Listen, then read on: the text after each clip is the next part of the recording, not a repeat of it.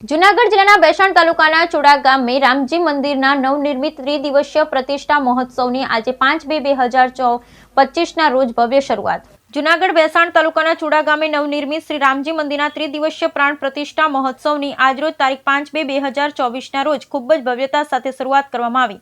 બેસાણ તાલુકાના ચોડા ગામે જગડી જે સમયની ખૂબ જ આતુરતાથી રાહ જોવાઈ રહી હતી તે છેલ્લા 1 વર્ષથી એની તૈયારીઓ ચાલી રહી હતી તે શુભ ઘડીના આજના દિવસે ખૂબ જ ભવ્યતા અને ઉત્સાહભેર શરૂઆત કરવામાં આવી હતી।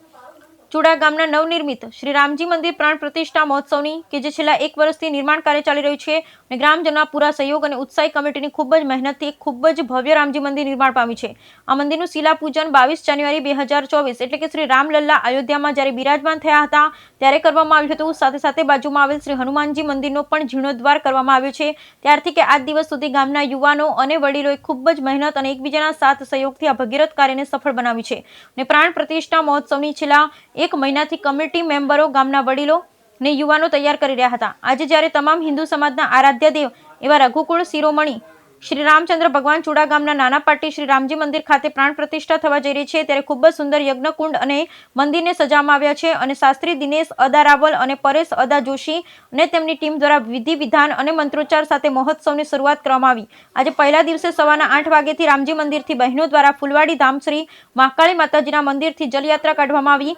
રામ દરબારને યજ્ઞશાળામાં જલવાસ કરવામાં આવ્યો। જલયાત્રામાં ગામના તમામ ભાઈઓ બહેનો વડીલો યુવાઓ ખૂબ જ ઉત્સાહ સાથે જોડાયા હતા અને આખું ગામ રામમય બની ગયું હતું। જ્યારે ભગવાન શ્રી રામ સીતા મૈયા અને ભાઈ લક્ષ્મણ સાથે 14 વર્ષનો વનવાસ પૂરો કરી અયોધ્યા આવ્યા હતા તે સમયે જે અયોધ્યાને શણગારવામાં આવી હતી તેમજ ચોડા ગામની બહેનોએ યજ્ઞશાળામાં રંગબેરંગી રંગોની રંગોળીઓ બનાવી ભગવાનના સ્વાગતની તૈયારીઓ કરી હતી અને બપોર પછીના સમયે ચોડા ગામના તમામ ઘરેથી આવેલા ધાનમાં શ્રી રામ દરબારને રાત્રિવાસ કરવામાં આવ્યો હતો।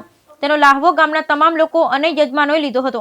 આ શુભ ક્ષણના સાક્ષી બન્યા હતા અને આ 3 દિવસના કાર્યક્રમમાં ગામના તમામ લોકોનું મહાપ્રસાદનું આયોજન નાની પાટલી લેવા પટેલ સમાજ ખાતે રાખવામાં આવ્યું છે અને રસોડા વિભાગ અને યજ્ઞશાળા વિભાગના તમામ સ્વયંસેવકો ખૂબ જ ઉત્સાહથી સેવાનું કાર્ય કરી રહ્યા છે। ખરેખર બિરદાવને પાત્ર છે અને હા શુભ ઉત્સવનો લાહવો ગામની બહેનો દીકરીઓ લઈ શકે છે તેમને આમંત્રણ પત્રિકાઓ આપી તેવી પણ વ્યવસ્થા કરવામાં આવી। હજુ પછીના દિવસોમાં તમામ રામ ભક્તો અને ચોડા ગામના તમામ પરિવારો કે જેઓ સુરત, અમદાવાદ, બરોડા, રાજકોટ કે અન્ય શહેરોમાં રહેતા હોય તે લોકો લઈ શકે તેવી રામજી મંદિરે કમિટી અને આગેવાનો અપેક્ષા રાખે છે। Bureau report Pankaj Vegada, બેસાણ। હું શ્રી મહાકાળી સેવા ટ્રસ્ટ મહાકાળી મંદિર સોડા પ્રમુખ બોલું છું।